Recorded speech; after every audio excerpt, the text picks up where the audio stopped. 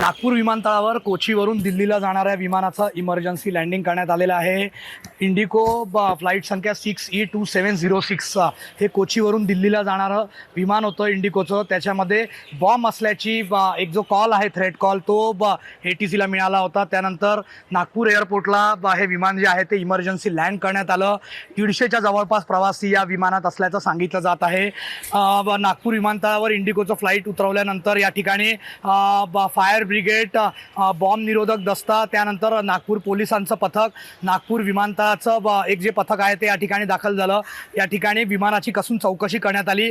विमानामध्ये कुठलीही बॉम्ब सदृश्य वस्तू जरी आढळलेली नसली तरी एकंदरीतच ज्याप्रमाणे ATCला कॉल करण्यात आलेला होता की विमानामध्ये बॉम्ब आहे, त्यामुळे सकाळी 9:30 वाजता कोचीवरून प्रवाशांना घेऊन दिल्लीला निघालेलं या इंडिकोचं विमान जे संख्या 6E2706 याचं नागपूर विमानतळावर इमर्जन्सी लँडिंग करण्यात आलं। इमर्जन्सी लँडिंग केल्यानंतर विमानाची कसून चौकशी करण्यात आली।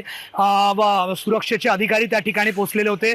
जे प्रवासी त्या ठिकाणी विमानात होते त्या सर्वच प्रवाशांना सुखरूप नागपूर विमानतळावर उतरवण्यात आलं। आणि आता जी माहिती आपल्याला आहे, नागपूर विमानतळावरून हे विमान सुरक्षा जांच पूर्ण झाल्यानंतर थोड्याच वेळात प्रवाशांना घेऊन दिल्लीकडे रवाना होणार आहे। योगेश पांडे, नागपूर, मुंबई तक।